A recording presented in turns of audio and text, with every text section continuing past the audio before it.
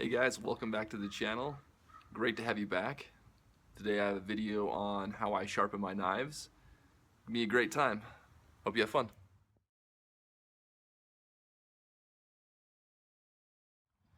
So here we are at the anvil. I got 3 knives I picked up at the thrift store for cheap, just to show you different types of edges that you'll get on these factory knives.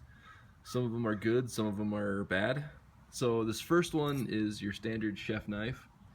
It's got a straight edge right down the middle of it with a slight belly right up there at the top. These knives are fairly dull, not really sharp at all. So then I have these cheap ones. They look like they came from Walmart, but they've got these serrations in them, and they aren't that good. They don't last long, but the benefit of these is that even though your knife gets dull real fast, these serrations will still grab and tear whatever you're cutting, so it still does the job. This one has the same concept, just with smaller serrations, with a smooth back. Still a sign of a fairly cheap knife.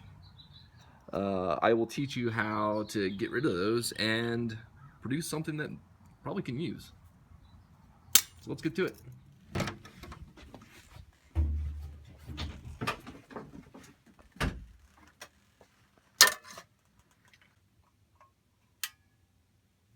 So today we're using a 1x30 belt grinder. You can get these for about 40 bucks and you can get really sharp knives from them. What I have on is a 400 grit belt. You can get these really cheap on Amazon. I think I paid 10 bucks for a pack of 12. They're just aluminum oxide. You don't need ceramics. You don't need zirconia. You don't need any of that stuff for this kind of a thing.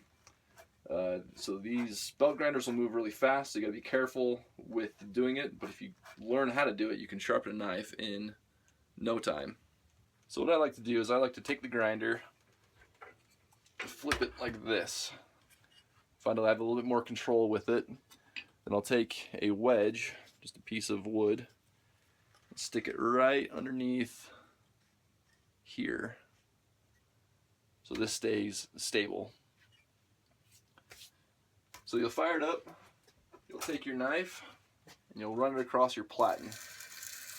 Nice and smooth. The tip has a tendency to overheat if you hold it there too long, so just right across and out. You can also use this slack belt portion right by the wheel, so you can get yourself a convex secondary bevel, which makes it a little more robust. If you want a really severe curve, just press harder, but the machine has a tendency to rock, so you'll have to stabilize that in a better way than I do. If I do it just a little bit, it goes a long way. So we'll get to sharpening.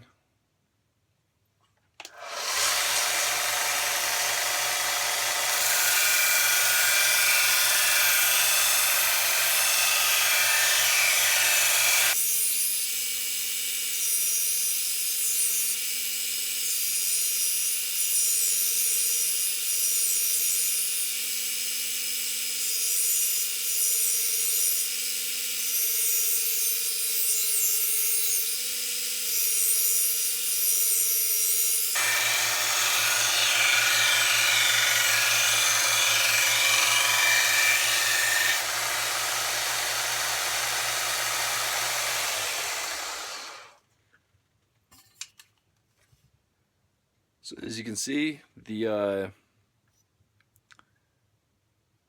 serrations are gone for the most part. If I can get this to focus. So yeah, the serrations are gone for the most part. I have a really good burr developing. I'm being kind of careless with this knife, so I messed it up a little bit, but that's alright for this purpose. You just want to be consistent going across. You'll notice that there is a good burr coming in. See that just a little bit. Turn like that. You kind of see the burr right there. So you want to knock that off. Before I get to that, I'll do these other knives and I will get back with you. This one was really weird, so I couldn't get all the back serrations because they were really deep. But these front serrations I got off and reset the angle, so the main cutting edge doesn't have those anymore. The other bigger chef knife, you can see that burr forming on there. That one turned out really well. Then this last one, same thing. This one's the one I got really sloppy with, but the serrations are gone on it. I can get it to focus. But yeah, serrations are gone. So now I'll go through the process of how I polish my edge. Some people will take their strop and they will strop that burr off and then leave those little ridges for micro serrations. That tends to work really well for a lot of applications. I like having more of a polished edge. It's all personal preference. I'll go through both and how to do it. So I've got my leather strop on here. You can typically pick these up on Amazon for about 25 bucks. They are a life changer. You will get really good edges with these. In addition to that, I got this Yellowstone compound, which is funny because it's orange. But it is a powder base, so it doesn't gum up your belt, but you do have to reapply a little more often. I don't know the exact grit size of this. All I know is it works really well. So here's what I'll do. I'll fire it up.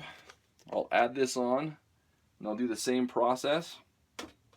So for the micro serrations, all you're going to want to do is go across and back once, twice, and then repeat that just a few times just to make sure you knock that burr off your edge. If you're going to polish, you're going to want to go through that a little bit more. You can even go up to an 800 grit to make this process a little bit quicker. I tend to just polish it up because all you need to do is polish that edge. The rest of it doesn't need to be mirror as long as that edge is polished. So I'll get started on that.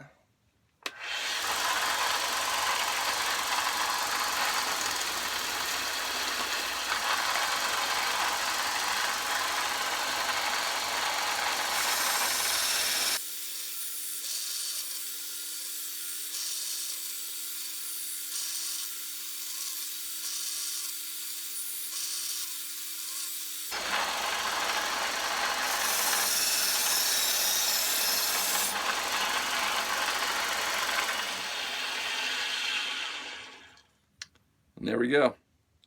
That burr's gone, and this knife is sharp. I'll repeat this process with all three, and I'll show you the results.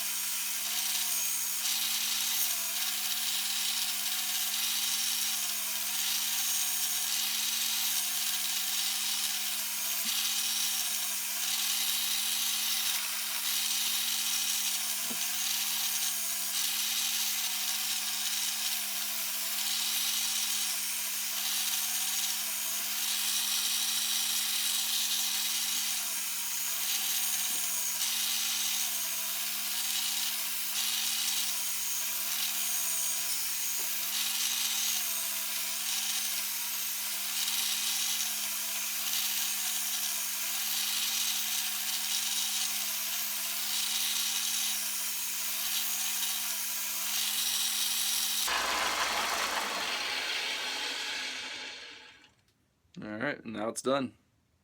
Now that we got them all sharpened up, it's time to test them out. So what I have here is I have a piece of my, essentially just like paper you pack things with, so packing paper. So here's the chef knife.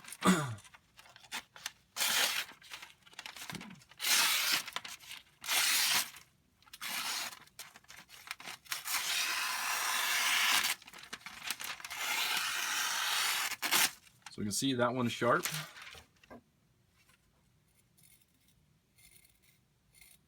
Shaves hair really well.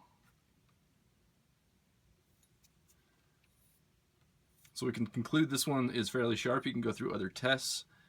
That's pretty much the test I have for kitchen knives, especially one of this quality.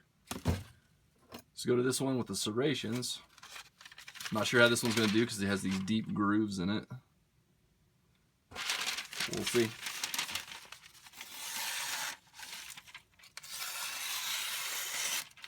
Nice and easy.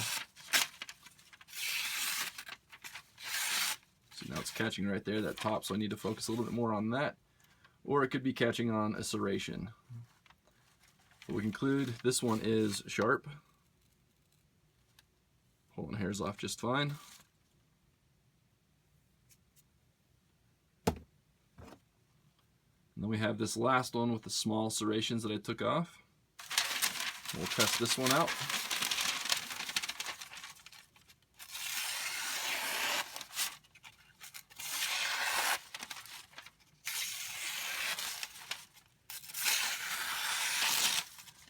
Cuts it just fine. So you can get these cheap knives really sharp. They're not going to hold an edge that well, but you can get them really sharp really fast.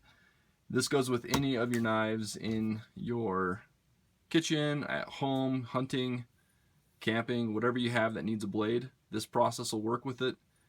Just use the 400 grit belt till you develop a burr that you can see. Make sure you're even on both sides. Take it to the strop, knock them off, and polish it to whatever polish you like. Hopefully you enjoyed it, guys. More videos to come. So I just noticed something as I was reviewing the video. I did a terrible job on these two knives here, which is fine, because I'm going to end up throwing these away because they're garbage blades to begin with. So you can see that there is still some serrations on this blade. The angle was really steep, so if I went any thinner, the blade would be too weak. But the main cutting edge does not have serrations, and that's what I look for. On the back side, you have these deep serrations, which throws things off a little bit. You can see on this other one, the beveling wasn't straight, which is fine for the demonstration. But on this bigger one, I was able to get the beveling much straighter, mostly because I know that I'll be using this knife because it's still a decent blade. Also, another thing, if you have a flexible blade, it's going to make it a little more difficult when you press on the belt, because as the belt gets about right here, this bit's going to want to flex. So just keep that in mind if you're doing a fillet knife or anything of the sort. But yeah, overall, for the purposes of this video, you get my point. Garbage.